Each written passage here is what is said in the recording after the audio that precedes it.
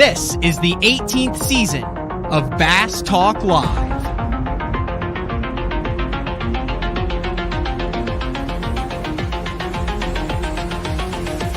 With your host, Matt Pangrack. BTL is brought to you by Lowrance, Bass Cat Boats, AFCO, Duck It Fishing, Strike King Lures, Sunline, Big Bite Baits, Spro, X-Zone Lures, Gamakatsu, The Bass Tank, Denali Rods, and Pro Guide Batteries.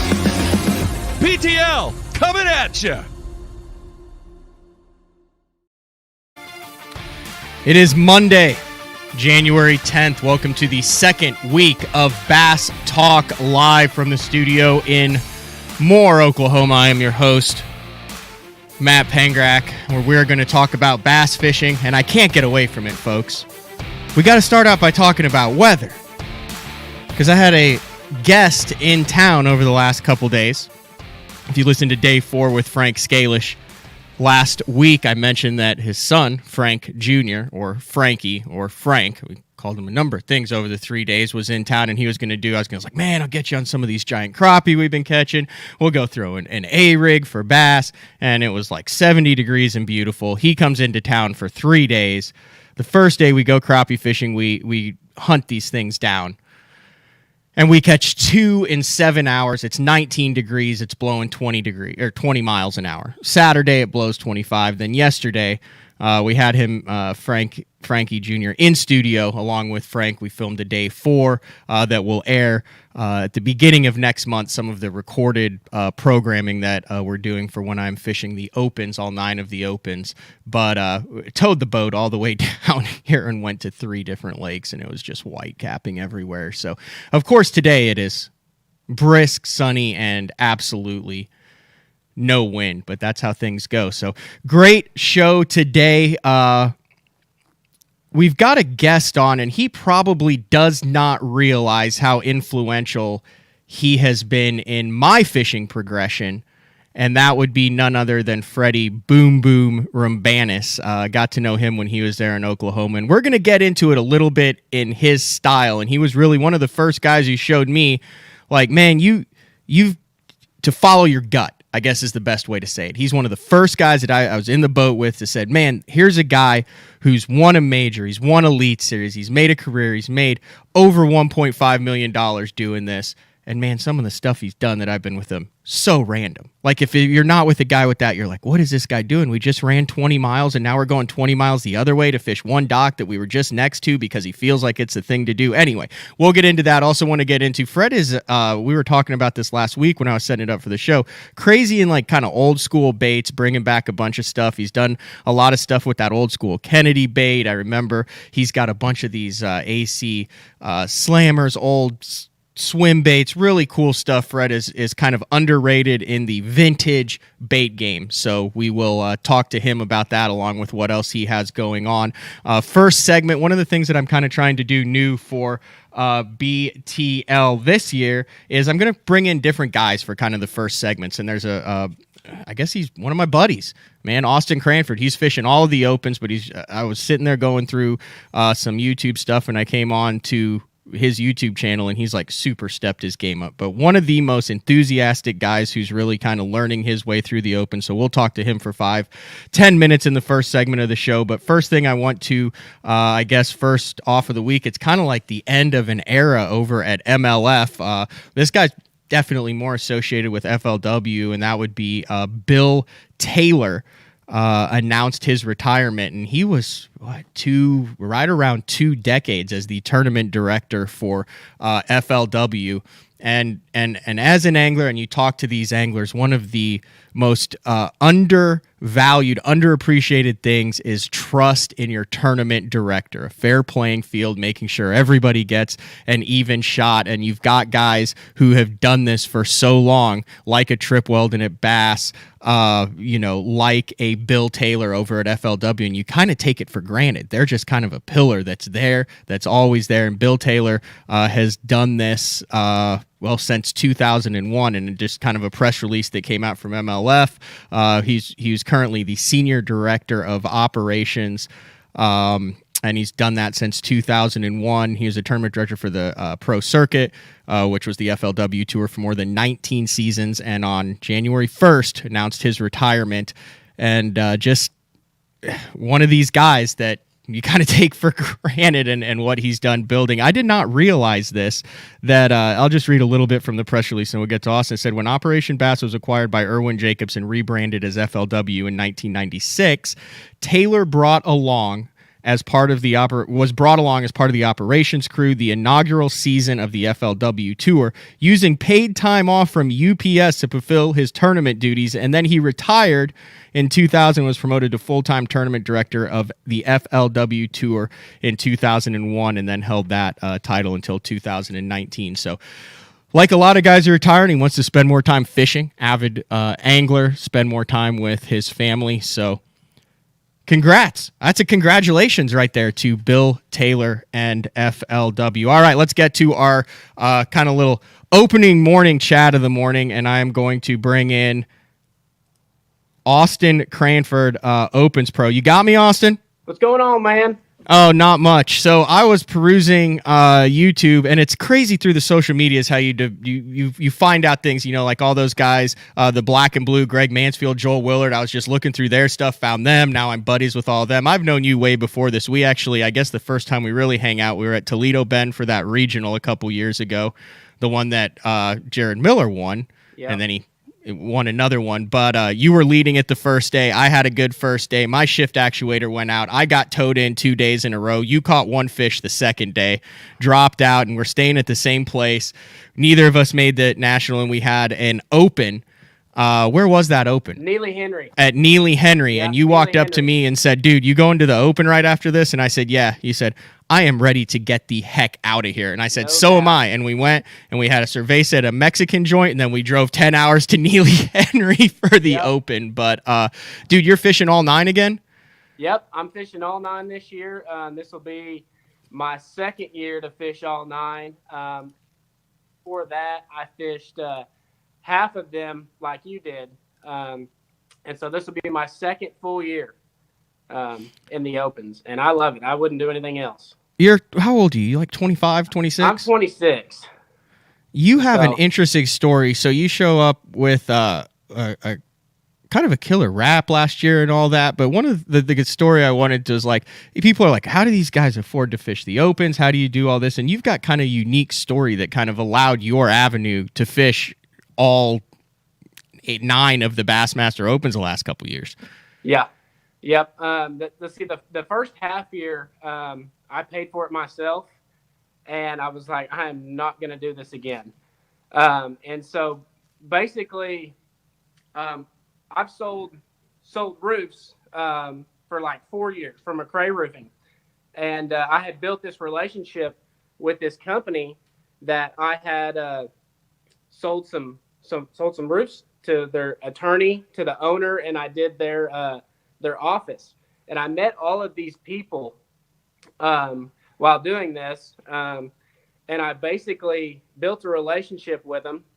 And I was like, man, like their product that they have, I mean, it would fit well in the fishing industry.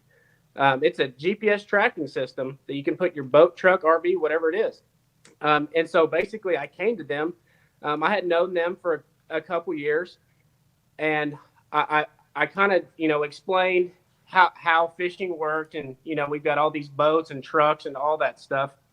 And I came with them with a pitch, and they ended up going with it. And so we partnered up, and this will be my second year with them. I actually, I was with their other company last year, was GPStracking.com.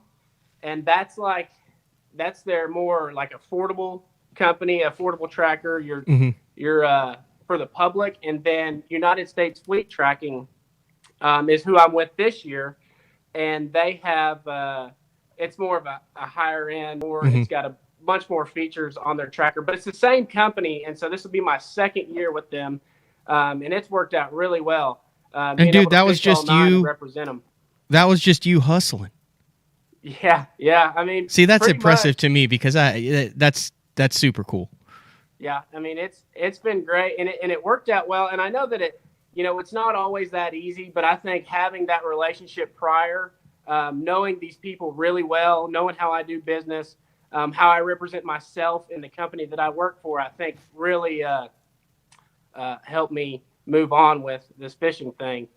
And then also the YouTube stuff. That's one of the reasons I wanted to kind of highlight it in, like, you stepped your YouTube game up. I remember that you had kind of the butt cam going for like the first season, and you like called and you're like, how do you do all this? How do you edit? In the last 3, if you're looking for another great kind of guy grinding it through the opens, just check out Austin Cranford Fishing. But like, you've gotten a lot better at that, man. Yeah, man. And I didn't really think that I would enjoy the YouTube. I was like, man, I got to do this YouTube thing. Everybody's doing it.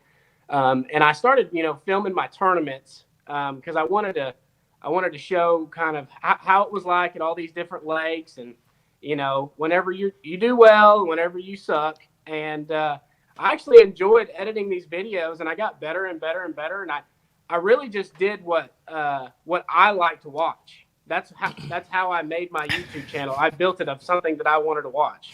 All right, last thing, and then I'm going to let you go. I'm going to bust your chops a little bit. So we get done with Thousand Islands this year, and we're at a gas station, and Austin, like, barely missed a check there. He's got, like, no graph on the front of his boat. Everything's broken. He's like, look at this. And he goes to the back. His motor's, like, barely hanging on the boat, and he'd done the whole Lake Ontario thing. And I look on the deck, and he's got a hair jig, and the he knows it. So it's like a but like a 3/8 ounce bucktail that you've cut the weed guard off of for your hair jig, like instead of the 16th ounce fighter fly. And then you've got your drop shot is like, I'm like, holy cow, what is that, an ounce and a half? And it was one of those eco-friendly tin drop shot weights on there. But it's cool to kind of see you. So dude, I guess we start in Florida in like 3 weeks. So yeah, I'm ready to go, man. I've been ready to go. I was ready. I didn't want to stop. And so, but I'm about to head to Vegas for a trade show, and then I'll be in Florida. All right. Well, thanks for jumping on. I appreciate it. Get back to your day job so you can focus on trying what you want to be your true day job to be. That's right. All right. Thank you, Austin. All right. Have a good one. Thanks, man. All right, that was Austin Cranford. That dude is 8 up with bass fishing. So we're going to take a quick break, and then we are going to come back with Freddy Boom Boom Rambanis. It's BTL on a Monday. The Ultimate Fishing System by Lowrance. Your choice of powerful fish-finding tools, all connected. From sonar and trolling motor to navigation and networking. To fit the way you fish. All with touchscreen control from HDS Live, the heart of your system. Find more, see more, catch more with the Ultimate Fishing System by Lowrance. Upgrade to the Ultimate Fishing System and get up to $1,000 cash back. The new Puma STS has been redesigned from the ground up. With the angler, design, function, and performance in mind, nothing on this new offering was compromised, and the only thing carried over from the previous version is the name. Based on the Soft Touch series hull that started with the flagship Jaguar, this new model is nimble and performs incredibly well at all speeds with either a 250 or 300 horsepower engine. Featuring a new 96-inch wide-body footprint, this hull measures out at 20 foot 7 inches in length. Industry-leading design coupled with tournament-winning performance. The Puma STS from Basscat. Feel the rush.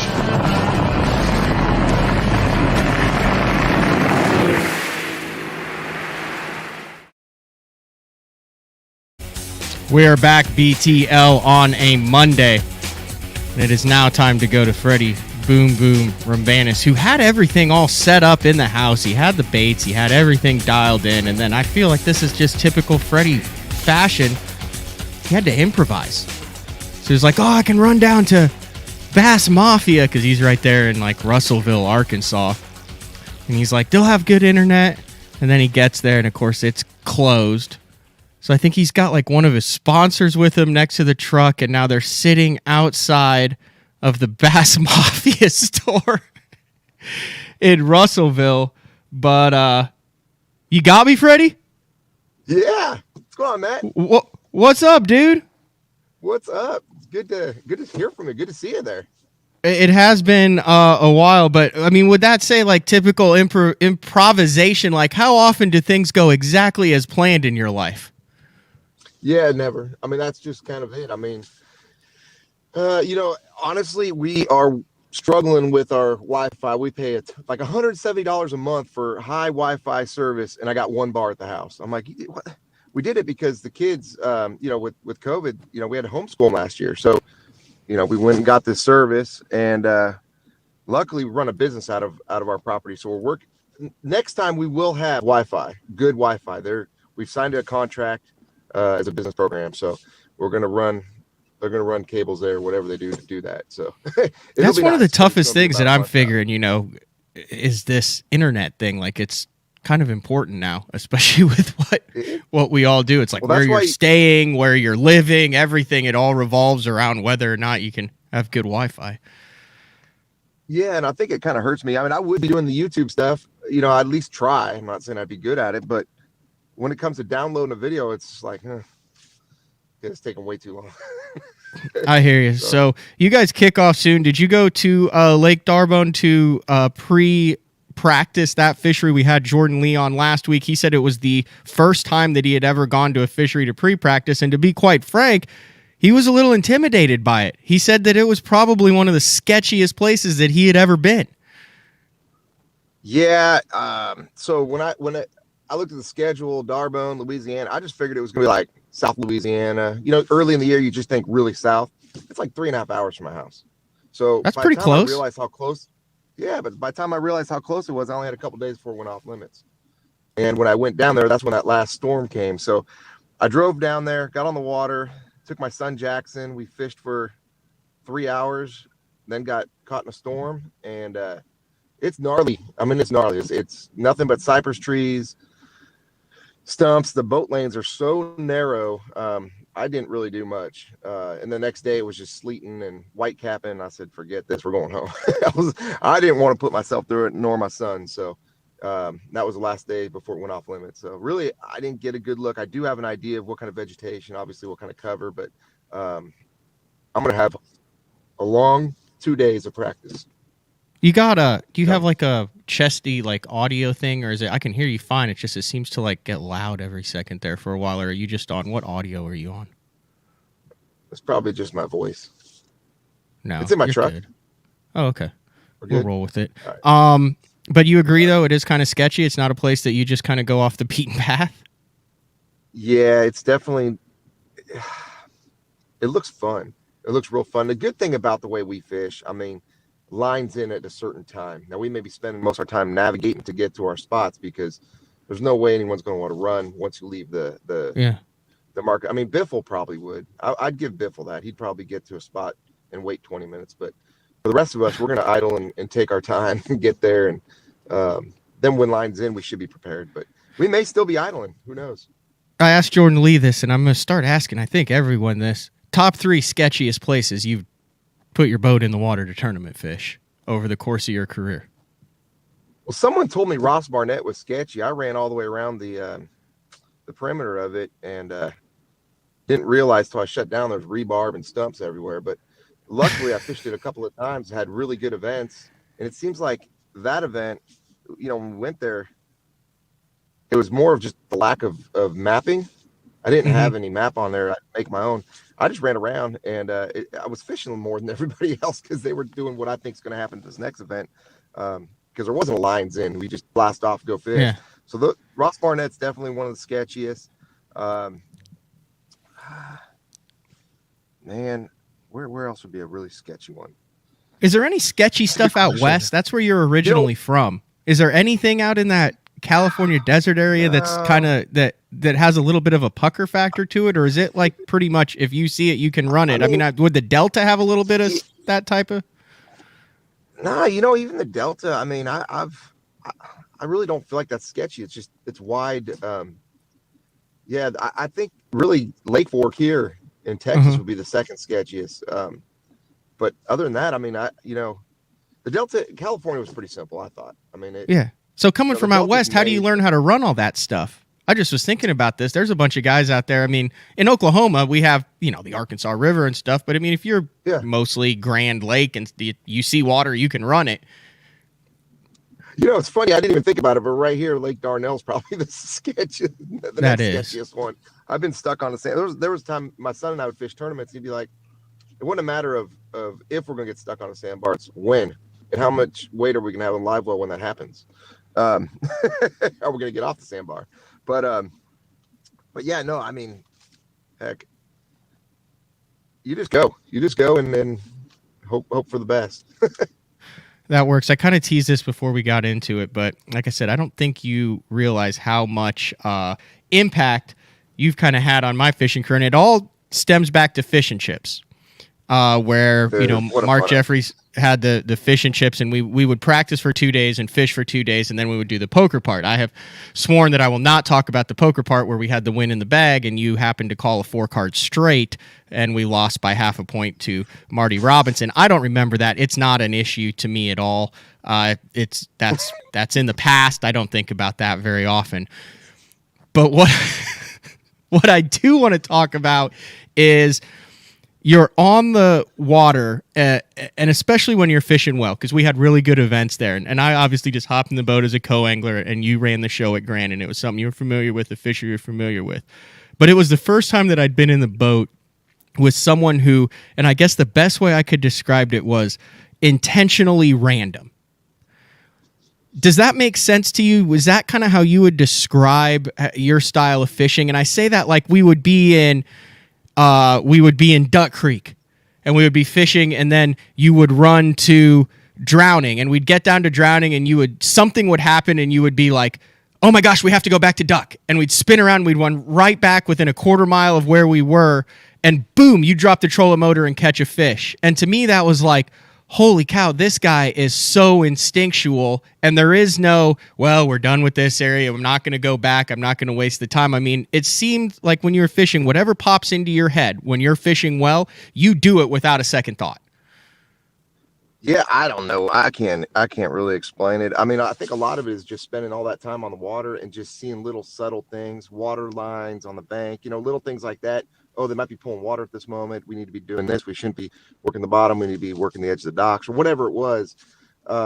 It's really just, I mean, heck, look, we got the truck. We're ready to go fishing right now, but it's just spending the time on the water, and it just makes those, if you're out there fishing and it's stagnant and you don't have the confidence you're going to get a bite, why waste your time? That's the way I look at it. I mean, I'm sitting there making 3 or 4, 5, 6 casts and not feeling it. Let's pull a troll motor up and go where I feel it. That's pretty much how that works. That's what it all comes down to then is confident. Like if as soon as you feel like it's dead water, you're out. Yeah. As soon as I lose any confidence, I'm gone. Is that how you've always been? Is that something you learned? Is that something that comes with time on the water?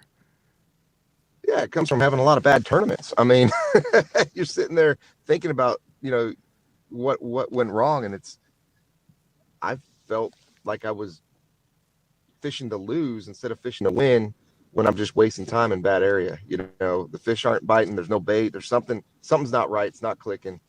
Don't waste your time there. And okay, so you said go ahead. Oh, I was just saying, the quicker you can adjust and get onto something that works, the better off you're going to be. But you can't waste time just running around either, because there's a lot of little windows of opportunities that you might miss. And I'm notorious for that, of course, but when you're running, there's these small windows when they're biting, and you want to make sure you're fishing during those windows. Okay, so you mentioned it. You said fishing to win. And when I was covering the Elite Series, I remember you had, and I think it was you, I hope it was you, you had a sign that was kind of on your dashboard. Yeah. And it said, let's see if I can remember this. It said, fish to win. Sometimes winning is cashing a check. Is that what it said on there? Fish to win, trust your instincts, But yeah. Mine says fish to win, winning is surviving. Trust your Yeah, instincts. winning is surviving. That's what it was. Winning it. Talk about that, because we've gone round and round in circles on here where, in the past, Jeffrey's, back in his, before he kind of changed his approach on life, was like, if you're not first, you're last. It was straight up Talladega Nights, Fred. And anything other than first place is a failure. You didn't do it, it's a failure. But I remember that was it. Winning is surviving. Right. In our sport, cashing a check is pretty much winning in a lot of situations. I mean, it's not like winning the big title, but you've accomplished your task at that event, And I hate to even set my standards low like that, because I want to win every tournament. Believe me, I do. But if you don't at least get in the money, you're spending a lot of money. So, yeah, I mean, it's one of those things. And I look at that and it reminds me, dude, you're wasting your time here. Go get on them. Don't sit around. Don't slouch. But that's not setting. I don't think that's setting your standards low. I mean, we're in a sport where the top angler in the sport, Kevin Van Dam, which I mentioned this a couple times a month, wins less than 12% of the time. You're talking about guys who have made great careers out of this, guys who are in the Bass Fishing Hall of Fame, who only have 1 or 2 wins professionally under their belts. I mean, there's way more to this than winning. Correct. And you've been able to do that. Like, you've been able to survive and you've been able to make a career at this a long time ago. When you look at your major wins, like with an Open, your major in 2007, your win past then. But, I mean, you've gone long periods without a win. And I look back to that saying, dude, you're still winning even though you're not holding a trophy. Would you agree with that? I mean, dude, you've supported a family and moved, and with your sponsors. That's kind of what I wanted to get out there. And it seems like you're one of those guys who understands that grind and how to take advantage of it. It's funny you say that, because just yesterday my wife just looked at me and we looked at where we live and where we're at in our lives right now. And she told me, I love this life. Thank you. And to me, that's winning right there. That is winning. And, it touched me like nothing. I can't even imagine. Like, it's like, you win a tournament, you're great for that moment, but to fulfill this dream and fish for a living and doing what I'm doing, I'm so grateful and so thankful, and to hear my family appreciate it and thank me. I mean, that's just, I'm speechless on it, to be honest with you. So yeah, it's pretty cool.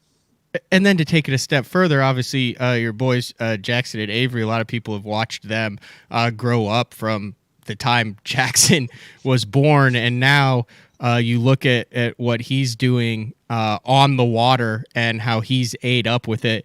And I know you've talked about this on some other podcasts, and it's kind of well known. But, I mean, dude, that's got to make you immensely proud to see. I mean, the dude's...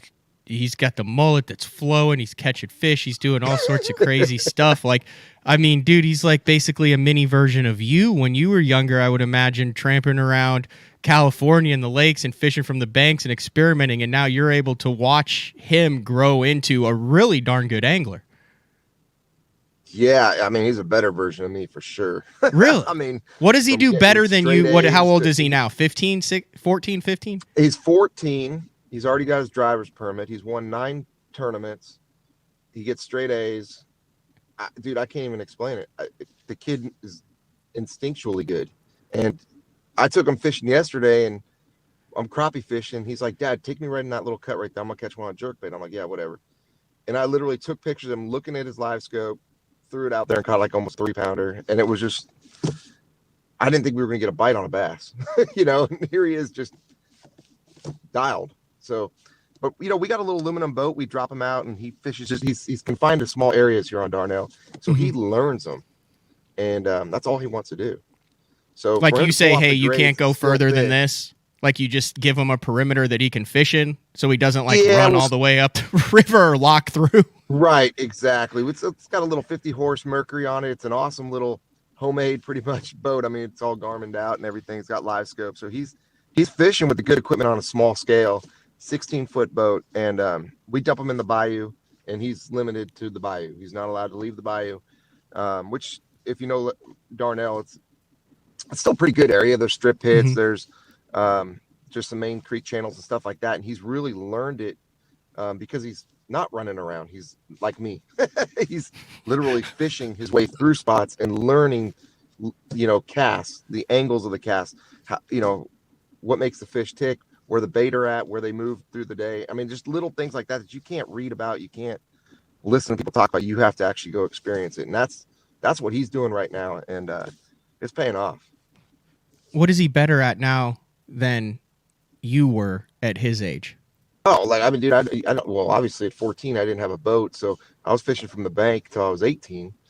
So right off the get-go there, his casting is awesome, but his knowledge of how to use electronics at this age, and I know a lot of kids are really good these days with what Garmin has produced with Live Scope and all this, forward-facing sonar, but you mix that with the instinct and he fishes different than me too. I mean, he's, I'd rather throw a big swim bait and he'd rather, catch him no matter what. So, it's just, it's awesome. It's fun to watch. What did you learn from fishing the bank up until you were 18 that you can still apply to today?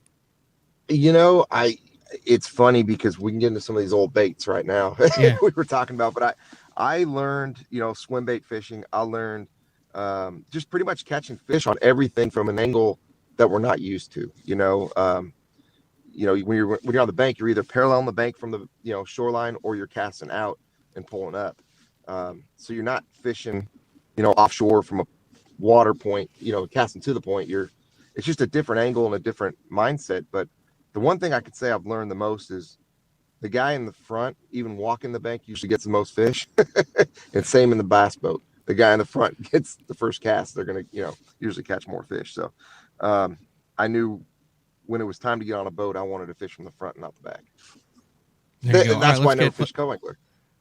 You've never fished a tournament as a co-angler? Not on a pro-am level event. I mean, no BFLs really? Or anything like that. I jumped straight in on the pro side. I did fish a club when I was in high school, working at a tackle store.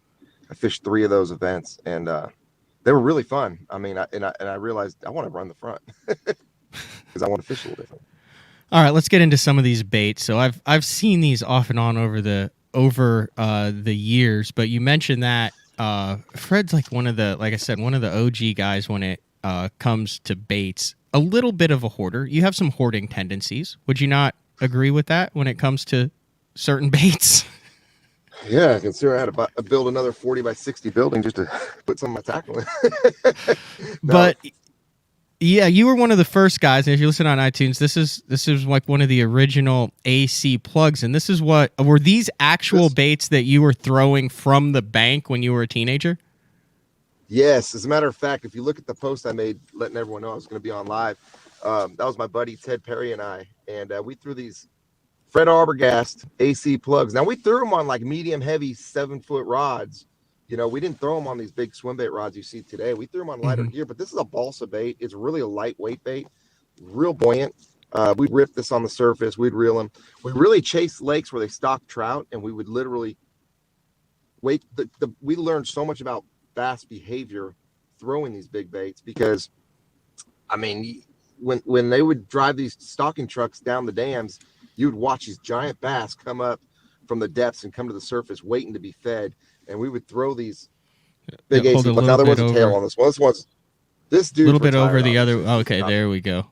Look at that thing that's chewed up. This dude's retired. It's pretty chewed up. It's caught a bunch of fish for me. All largemouth bass. I know guys catch stripers and stuff on them, but we fished lakes that were just reservoirs that didn't have stripers in them. And I did actually.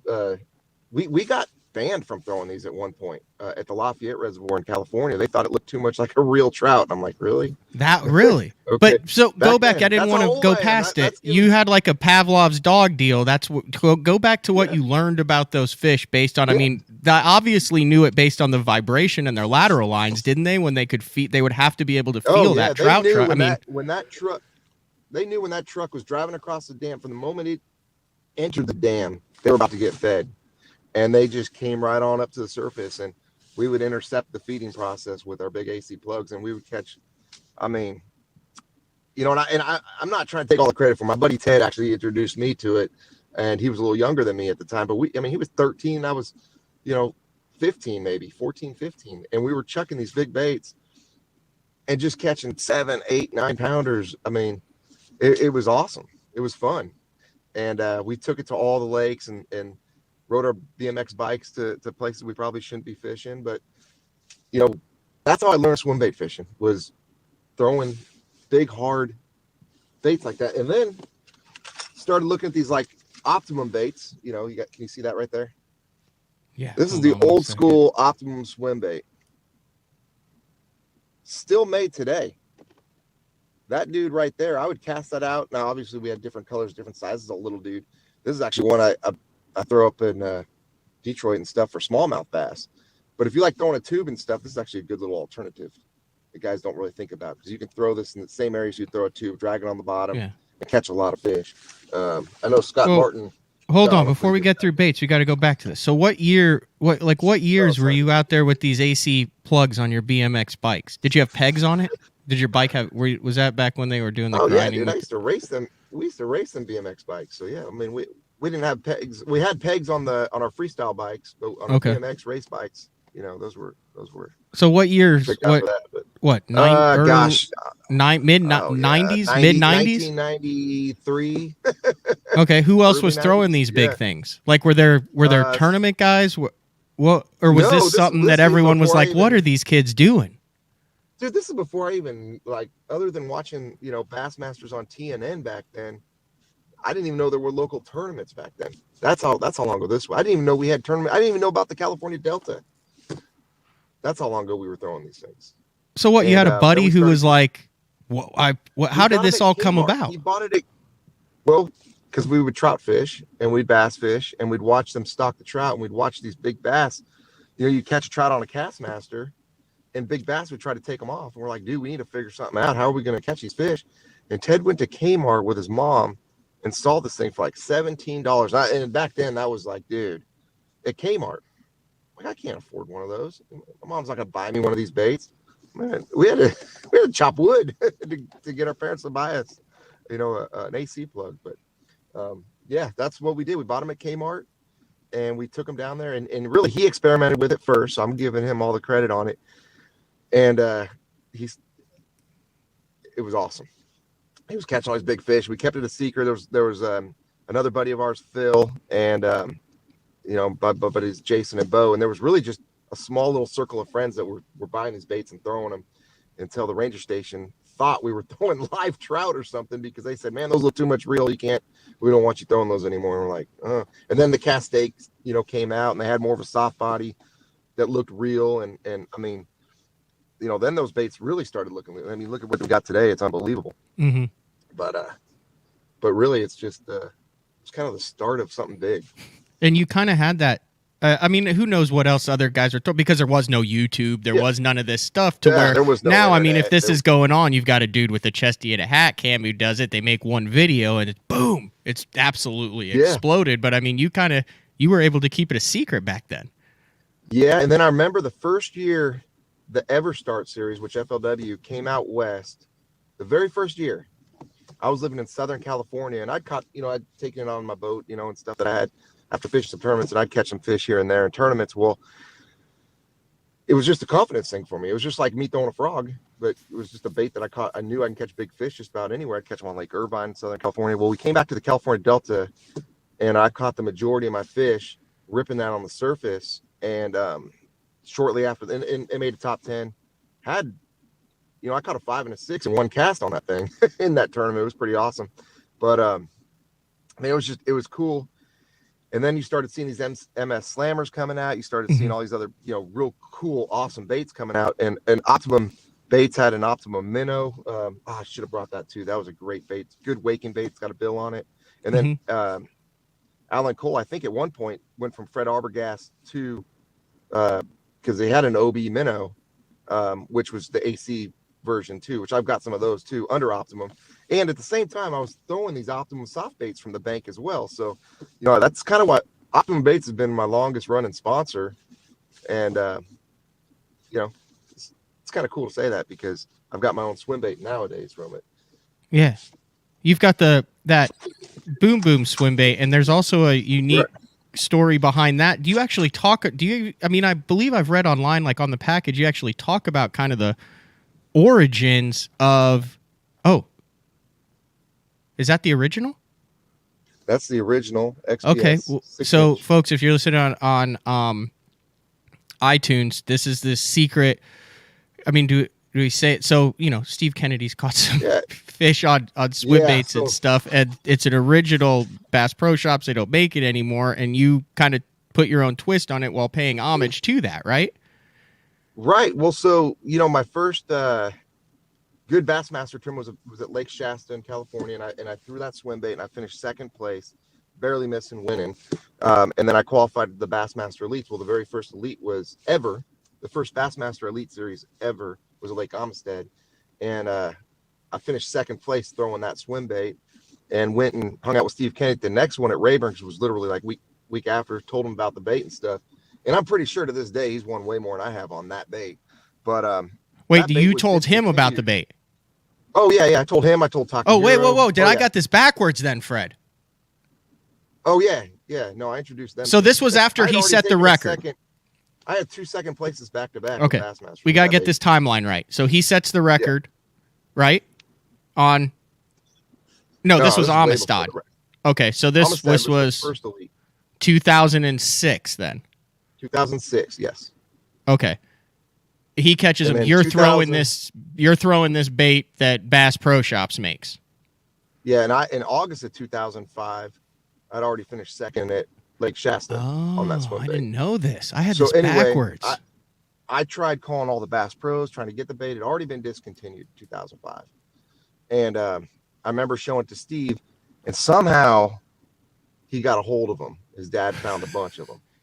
And he would never, to this day, he's never given me one. But luckily, Takahiro called me up one day and said, "Are these the baits?" And I said, "Yes, buy every one of them." So he bought me, I think I got about 200 of them, and he got a bag of them. He took them down to Lake Fork for a big tournament, a Texas Bass Classic, and it was a team deal, and he shared them with all his guys, and they absolutely wrecked them on that bait. Mm-hmm. Well, anyway, the bait was discontinued, no longer. And I've been telling Matt Payno at Optimum, man, we need to make a bait with a harness in it. We got to do something like this. And we did it without copying it. We used it as an influential idea. Optimum baits, we made it a little bit different. I made it a little streamlined so I could skip it a little bit better, do little things with it. And, there already been some line through baits out there. Osprey's been out. There's been a bunch of different swim bait companies, 316. There's been a bunch at this point. Yet we're going back to this old bait, right? Yeah. And I'm telling Matt, look, if we could do something along that line. And to this day, now we have a harness style bait. So what makes that bait so unique, it's got a harness in the head. And the harness makes the head shake as the body kind of quivers. And it's just a good, hard, rigid action. It's a panic action. And so we've, made baits like that with Optimum under the Boom Boom name. This dude right here, this is actually whoops, got upside down, sorry. This dude right here is my line through that we got right now under Boom Boom swim baits. So this one, we've got a harness version, just like that Bass Pro. This is one that you put the line through and just put the treble hook on the bottom. And I like this because even that Bass Pro rolled a lot. It rolled to the sides. If you weren't throwing just with the wind, you weren't getting the best. How did you find that one? How did you figure? Like, when was the first time you picked the Bass Pro one up? Like, do you remember when you were like, "Oh, I guess I'll try this," and it worked?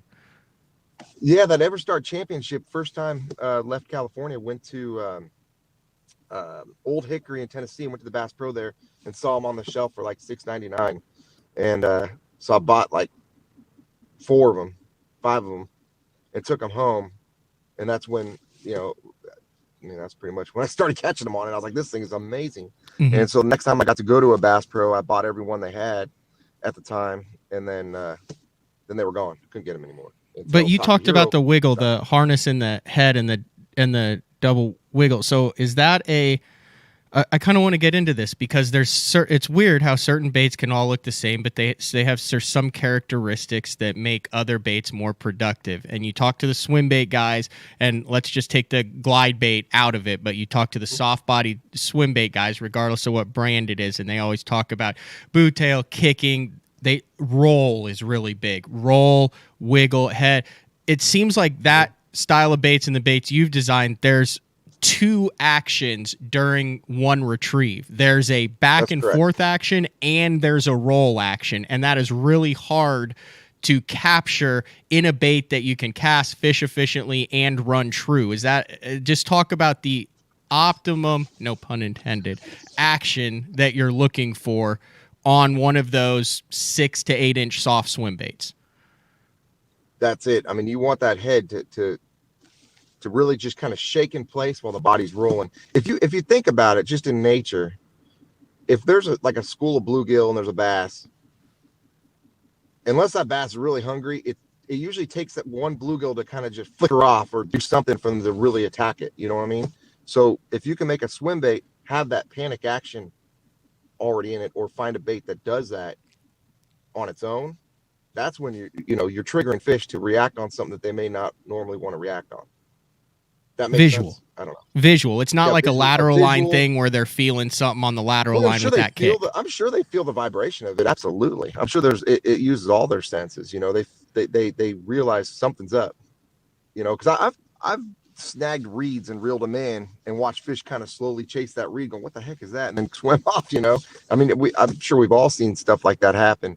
But what would make a bait trigger without having to deflect off cover, or like a crankbait, you got to constantly, I feel like you got to constantly hit the bottom, or you got to hit stumps or do something with it to get fish to react on it, right?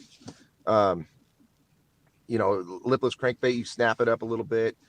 Rarely do you just cast out a bait and just reel it in. A swim bait is a cast, retrieve, 100%, let the bait do all the work deal. Not a glide bait. Glide bait, you do a lot of retrieve with your handle and make it twitch and do stuff like that. But on just a long cast on a swim bait, it's for the most part just a steady retrieve.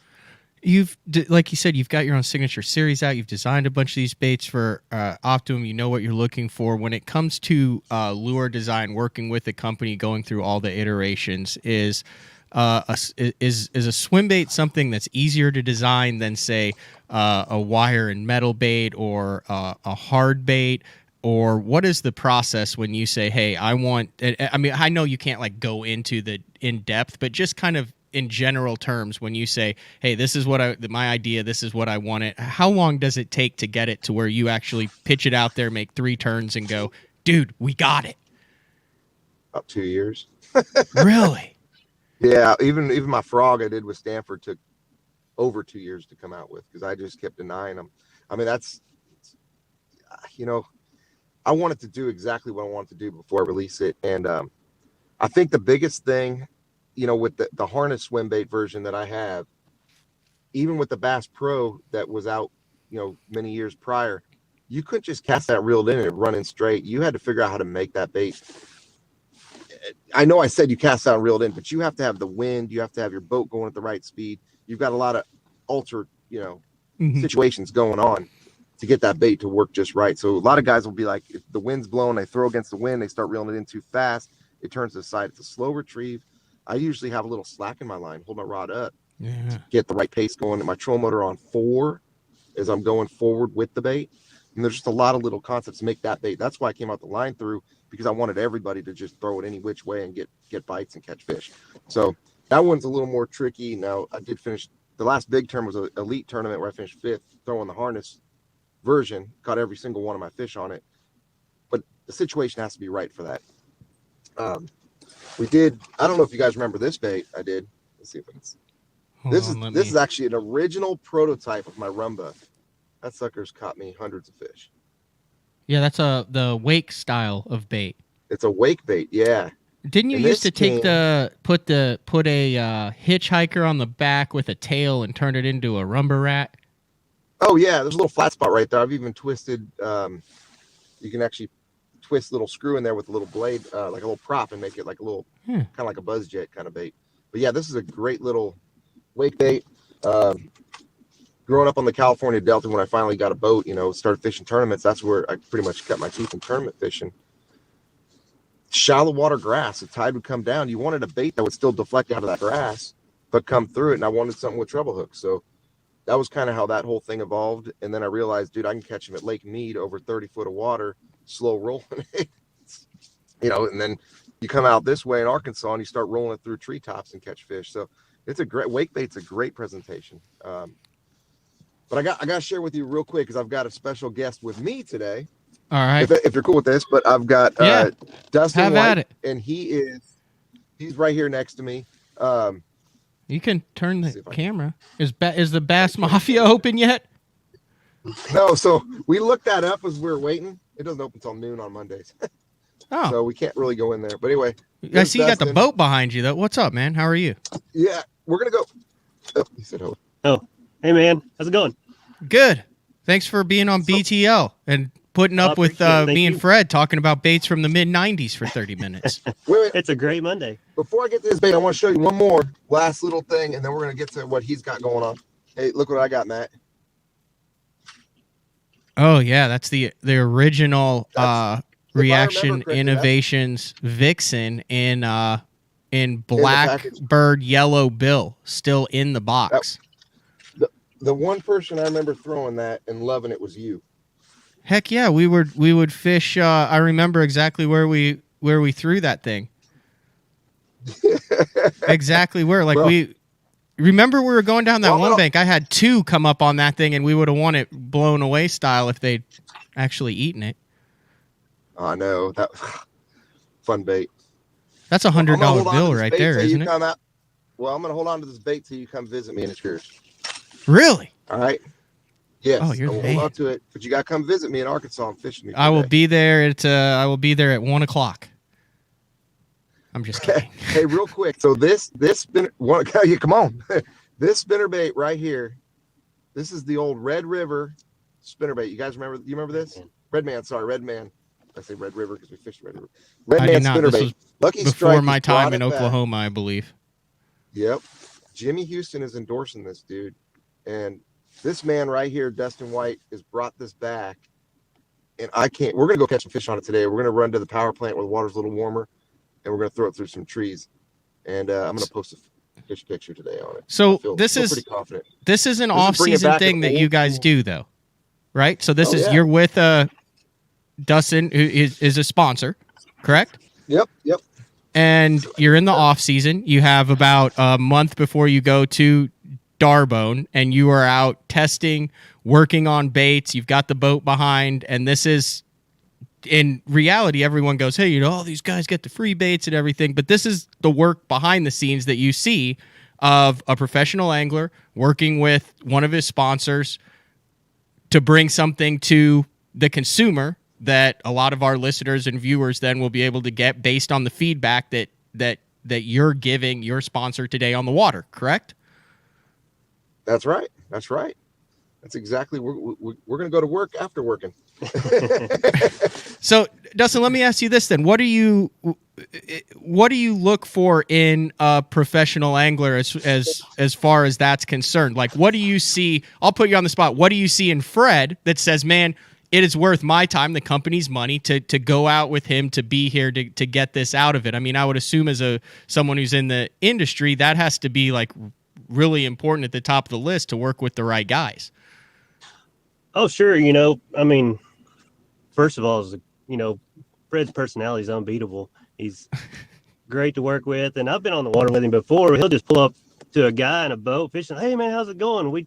And tell him what he's catching on and wish him luck. Like, it's great to have that kind of personality to approach people rather than having people approach them. So, I mean, just having a great personality overall. It's a great workmanship between us and the company. I mean, he's always available, so that's awesome. And plus, he's awesome to hang out. And he takes me fishing. and honestly, Lucky Strike's right here. I mean, they're in Greenwood, Arkansas. I mean, it's about an hour away. Not too far away, so it's great. You get nervous during this stuff, Fred? Like, I hope this goes well. I mean, like, because you could totally get fired if you don't catch fish, or is it more? No, because you know what I mean. Like, what is that relationship like? Oh man, it's awesome. We have a good time out there. He might get a little mad I forgot the deer sausage, but no, we're gonna have a good time, man. It's no pressure. It's more of just learning the baits and learning the bait. So I got to tell you, he's got a bait. This is something that you're gonna love, Matt. And when you come get this Vixen from me, I'm going to give you a couple of his baits. It's called the Mimic Lure. And I don't really want to brag about this bait right now because I know it's going to come into play for us guys that like live scope. But it's a crankbait that you can crawl up and over structure. Okay. And using live scope, it might be the single best bait other than an Alabama rig to throw around brush piles. Yeah.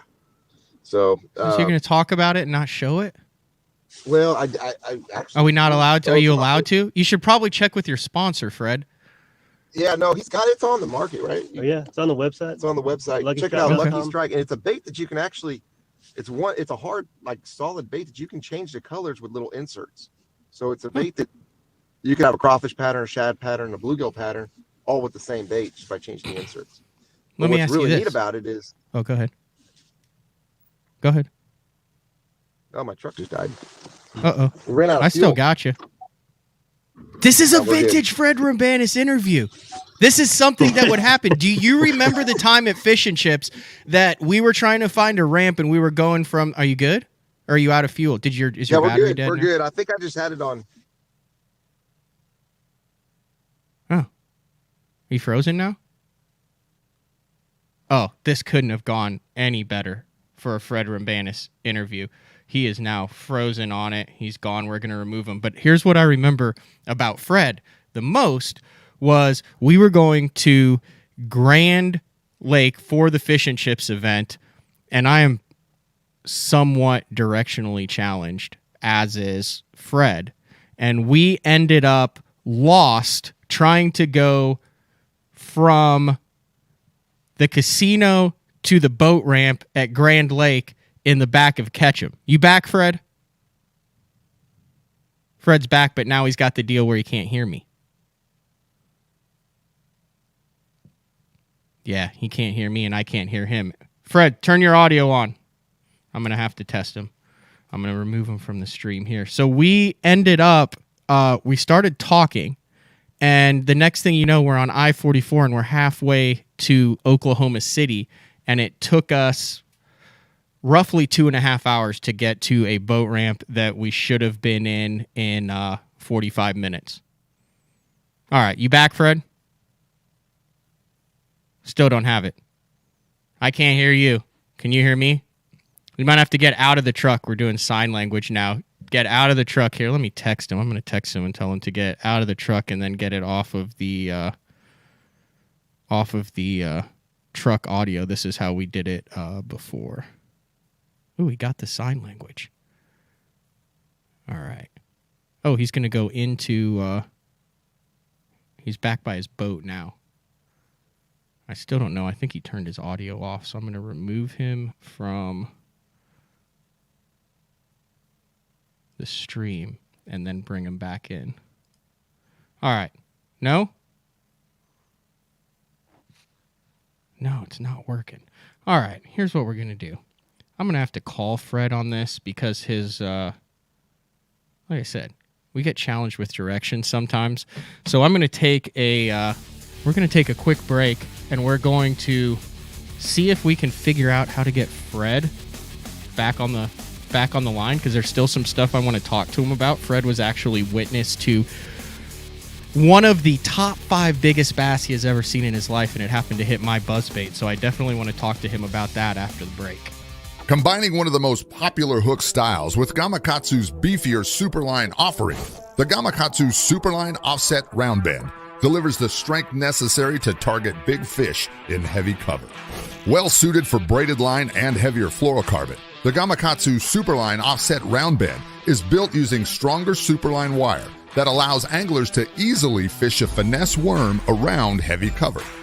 The round bend offers a larger bite area, perfect for any worm presentation, while increasing your hookup ratios. The newly enhanced Z-bend holds your plastics on the hook longer, reducing the number of pull-offs and reducing damage to plastics. Available in 2/0, 3/0, 4/0, and 5/0, this is the most durable worm hook, designed for heavier lines that hold your bait on longer. Preparation is key to success. And that preparation starts well before you ever hit the water. You're only as strong as your connection to the fish, and your line is that critical connection. Confidence in your line every minute of every day on the water is a necessity, and failure, it's not an option. Sunline makes the fluorocarbon, nylon, and braided lines to give you the strength to guarantee your confidence. I've made my living on the water for over 20 years. For 14 years. For over 23 years. I've worn a bunch of different clothing brands over the years. Some companies big. And some companies small. All of them said they were making clothing for us. But none of them knew us. None of them were us. Except for one. Except for one.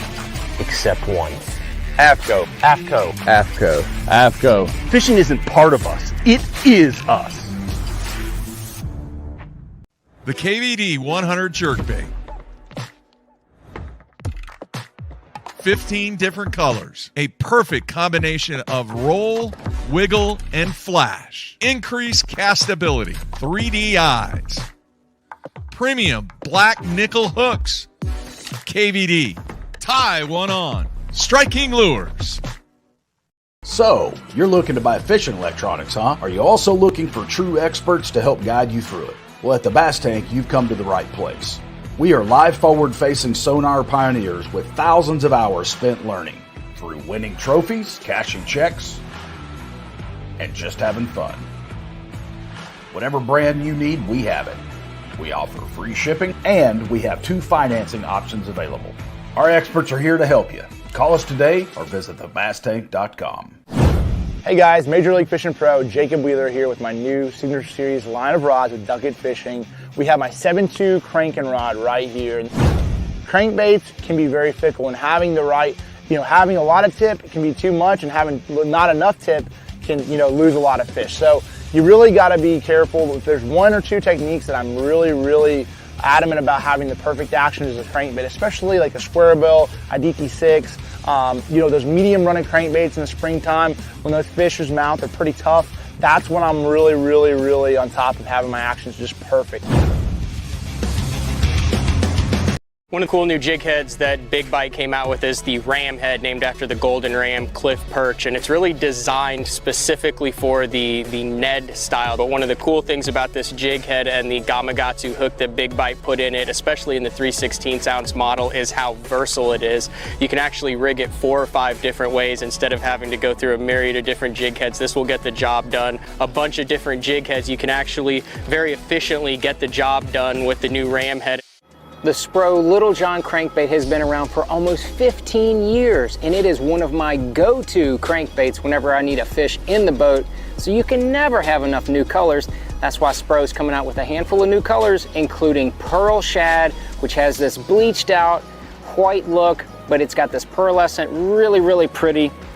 We've got Copper Shad, which looks amazing in the water. It's got that purple flake on the back, really pops in the water.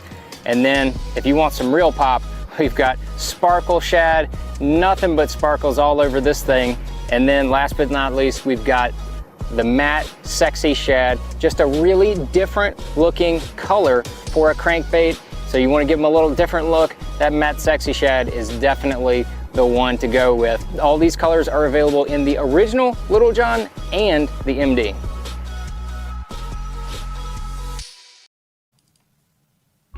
Elite Series Pro Daryl Gleason here.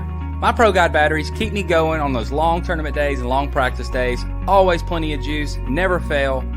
The best part about Pro Guide batteries, it's the people behind the company. They have over 40 years experience in the battery business, keeping all of us fishermen out on the water longer, catching more fish. Check them out at ProGuideBatteries.com. What's up, Bass Talk Live fans? Brandon Polnick here. And ever since I won a couple Bassmaster Elite Series events on X-Zone Lures, I've been getting a bunch of questions of what makes them so special and different. And really, the truth is, it's in the details. The little details, things like no cheap fillers in their plastic. That gives you more lifelike action, more realistic and vibrant colors. But don't just take my word for it. Go to www.xzonelures.com and check them out for yourself. All right, we are back. BTL on a Monday. We have had Freddy Rambanis, who has made a slight wardrobe change. He has also made a location change. He is now sitting in his boat. Hopefully his audio is back and working. Before we bring him back, I want to talk about what we got coming up this next week. We got an exciting show. Matt Looney is coming on BTL tomorrow with Pro Guide batteries. He also fishes the NPFL. He's also having a kid. He's traveling all over the country, but he knows his batteries like really, really well. And that is one of the things that I struggle with, is knowing exactly what I need, when I need it, what I need to change it, what it's supposed to look like, what it's not. So right now in January, while guys like Fred is getting ready, while guys like, everyone's got their batteries and stuff, well, we've got one in-house with Matt Looney and Pro Guide Battery. So he's going to come on. If you have any battery questions, anything, he will be able to answer it. And then we're going to go a little bit outside the norm on Wednesday and have Ben Milliken on. Like, I was kind of pumped. Ben Milliken listens to BTL, and he actually fishes in the scene. If you don't know who he is, one of the bigger YouTube guys out there who does a lot of bass fishing stuff, a lot of multi-species things. But he's a cool guy. I've gotten to talk to him a couple times and thought he would be great to have on. And it sounds like we do have audio. Fred, you got me? Yeah, and I apologize. We are at the BMT Tackle Store parking lot, so there might be some cars driving by.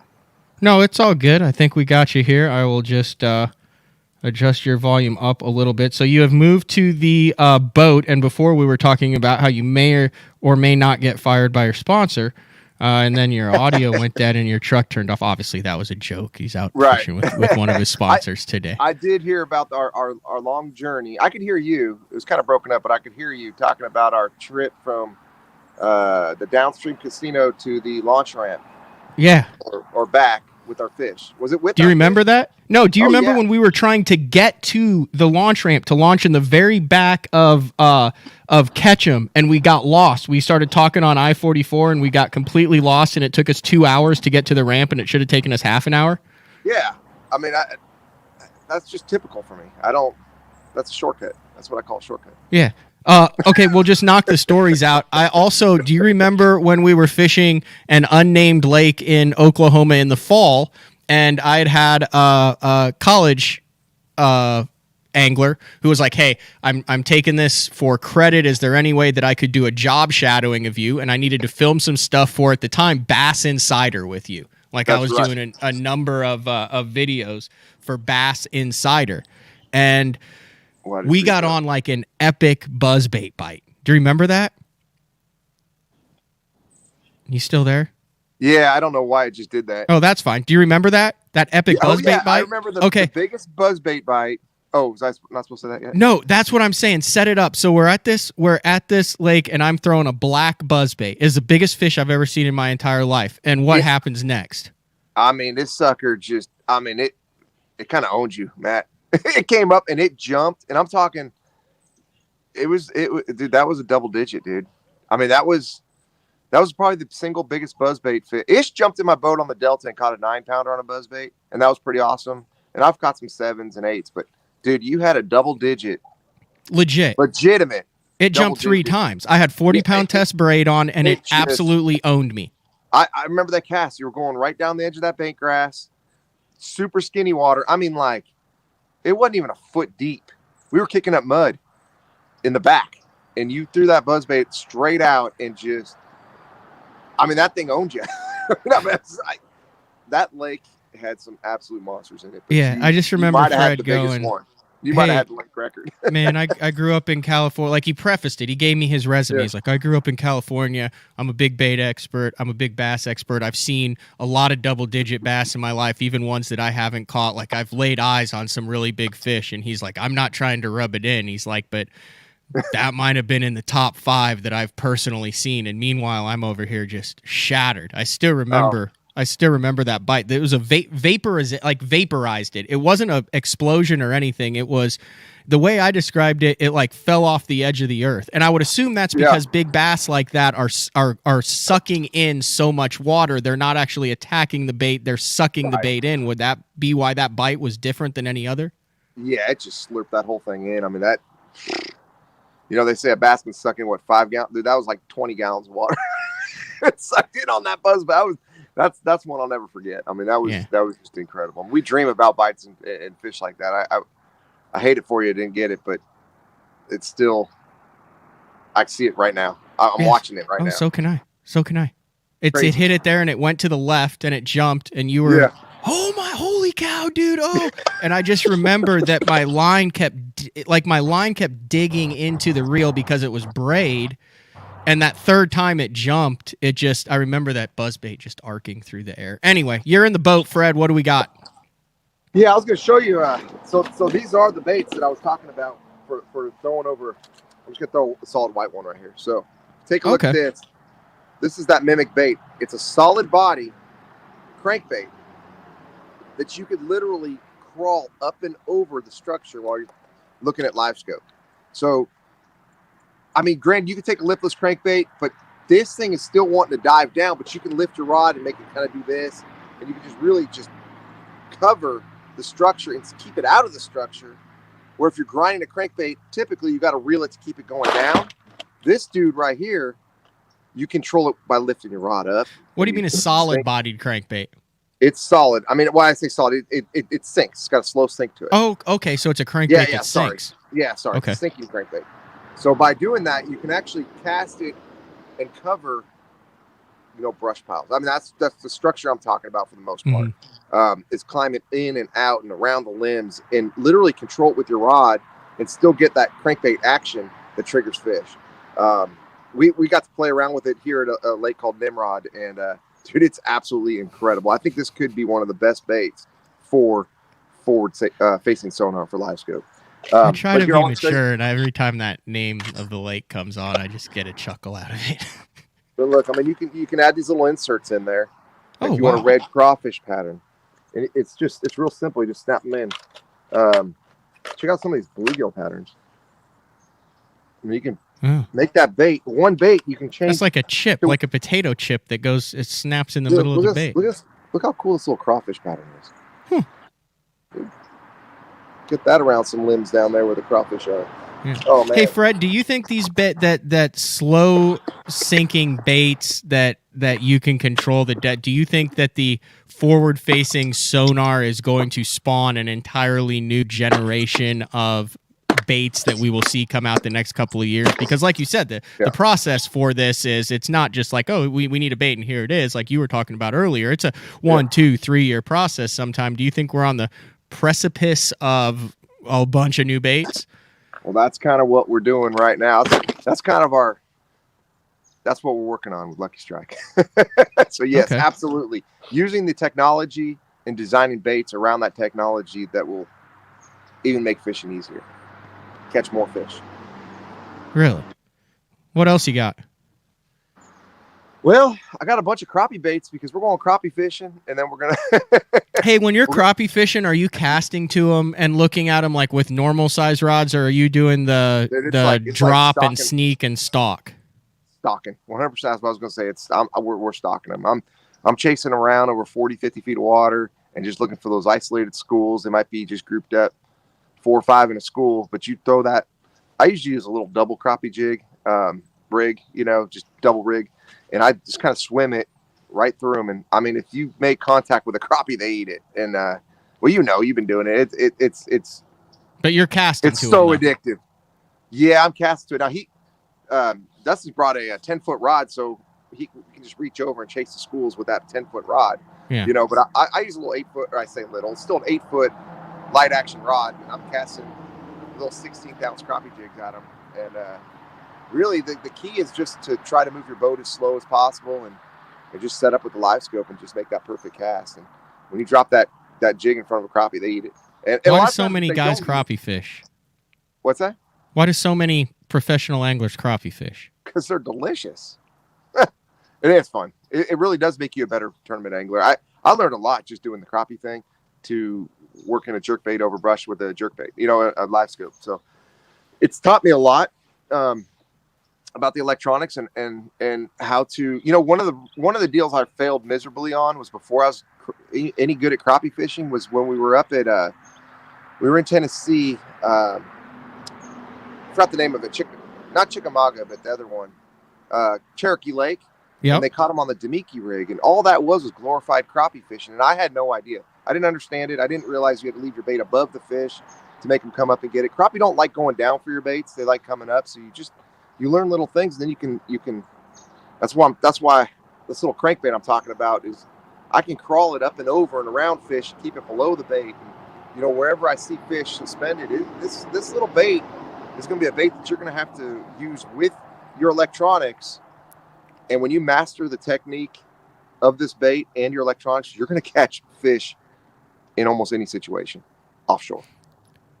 According to John Sokup, who runs the bass tank and big time crappie dude, along with bass, he said, when your bait goes below a suspended crappie, it's a done deal, because even though they are predators that eat minnows, they are also targeted by a lot of bass, and anything, their eyes are so high on their head, and not only are they looking up, but anything that they feel coming from below them is typically something that's going to try to eat them. So that's a lot of times when you see him spook. So he's always big on presenting your bait to the fish, whether it's like a slow swing. And I've noticed that a lot in bass too, translating it into the forward-facing sonar about putting your bait on the tail of the fish or putting your bait on the head of the fish, or how that fish reacts to how that bait enters its environment, and when they are aware that it is there.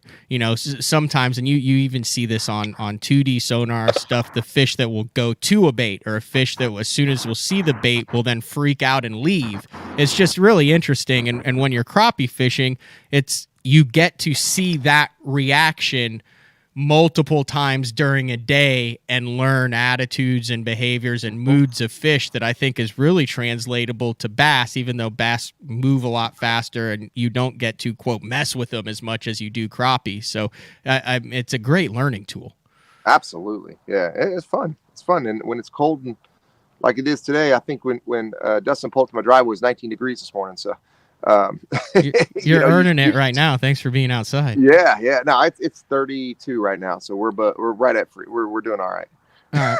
What else you got on the schedule? Like you said, stage 1 kicks off in about a month, and you finished last year the BPT with a top 10 finish. I believe was it stage 7 on Lake St. Clair with a 7th place. But you ready to get back after it?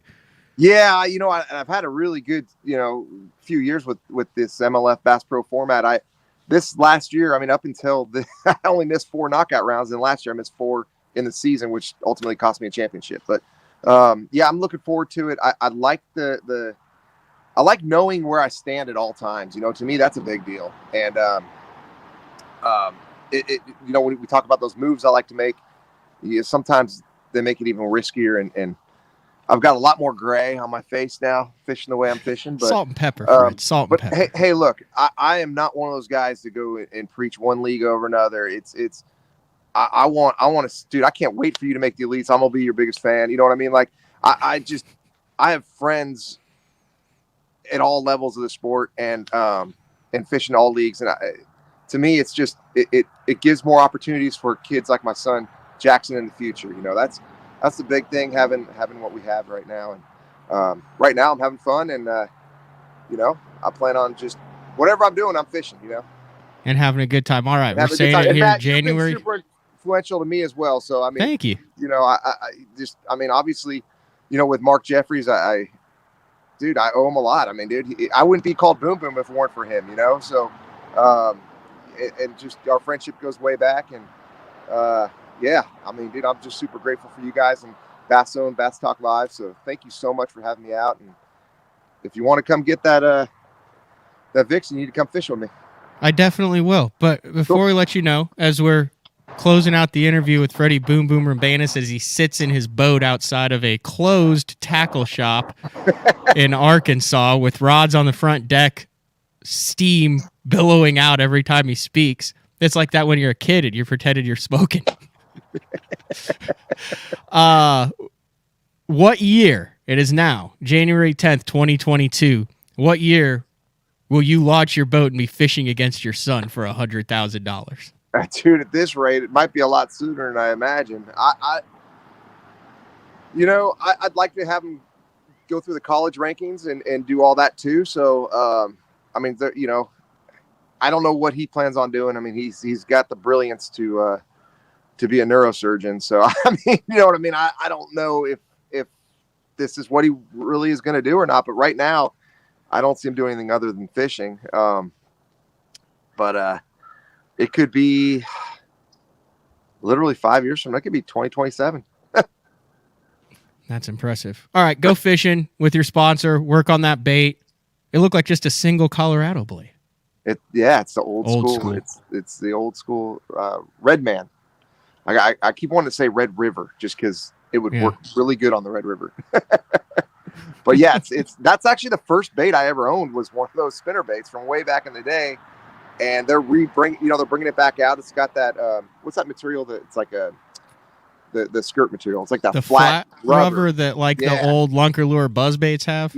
Yeah, it's exactly what it is. It's that flat rubber. It's got the twisted eye on it. It's got that real white light. You believe in that flat rubber? Like I don't. I mean, what's the deal with that? We've talked to a couple guys about it, but I think it really moves a lot in the colder water. And there's a density level with cold water, and that we don't hear people talk about much. When you throw a jerk bait, how deep it's going to dive. The colder it gets, it doesn't go very deep at all because the water's freezing up.